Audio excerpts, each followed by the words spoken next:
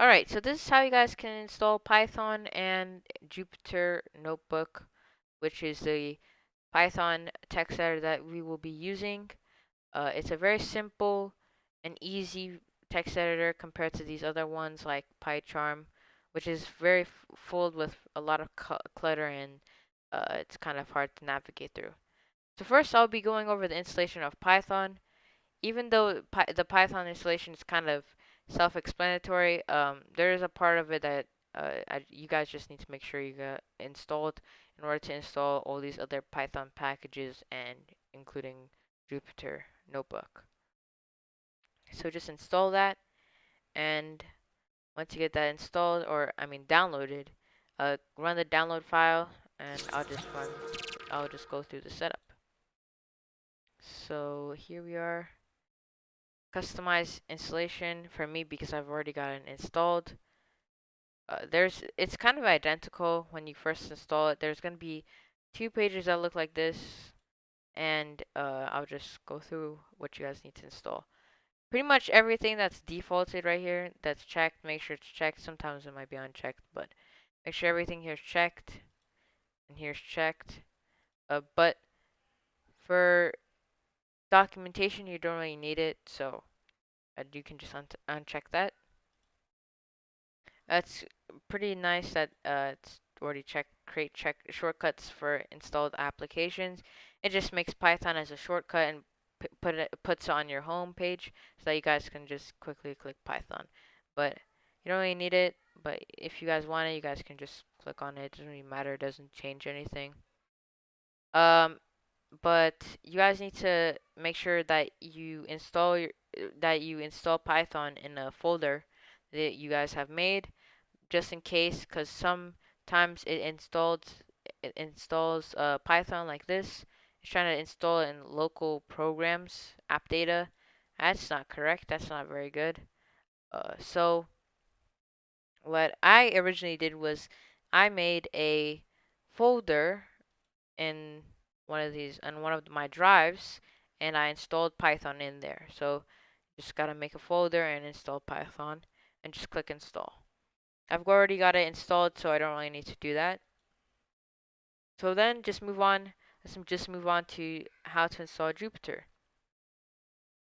So just type jupyter.org and it'll come into here and just scroll down and click install Jupyter Lab or Jupyter software. There's two versions of it, Jupyter Lab and Jupyter Notebook, but there's not much of a difference right now. So the main way you guys should install Jupyter is pip, unless if you guys got Mamba or Conda, which is I'm not really sure what that is. So we'll just be installing with pip. So just copy this and go to your command prompt and run that as admin. And I'll just pop up the one that I did already. So what you guys need to do is paste it in here, pip install Jupyter Lab, and it will run all this and then it will end. For me, I've already got it installed, so it'll just say requirement already satisfied, requirement already satisfied. And yeah, that's pretty much how you do it.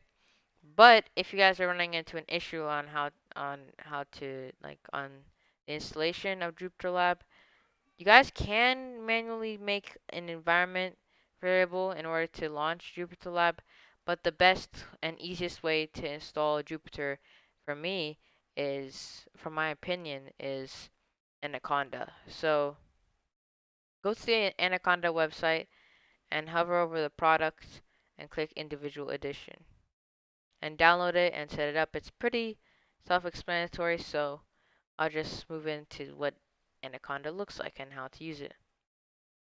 So here we got Anaconda Navigator, and it's already got all these apps that are ready to install. So I've already got PyCharm installed, but what you guys have to do, and I've already got Jupyter Notebook installed, but the button under Jupyter Notebook will look like this. It will look like install. So that's what you guys have to install. Do not install Jupyter Lab because that's not what we're using, and that's a little bit different.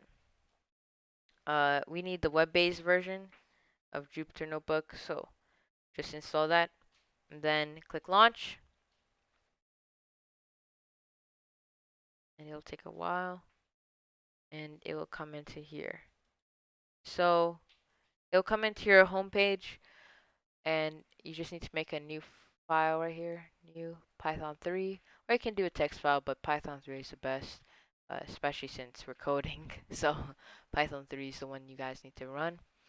Uh, it'll just show this, and this is the reason why we like Jupyter a lot, because it's very simple. It's web-based. It doesn't have a lot of clutter, unlike PyCharm, which looks like this. It's for more advanced people, but even then, it's a little bit.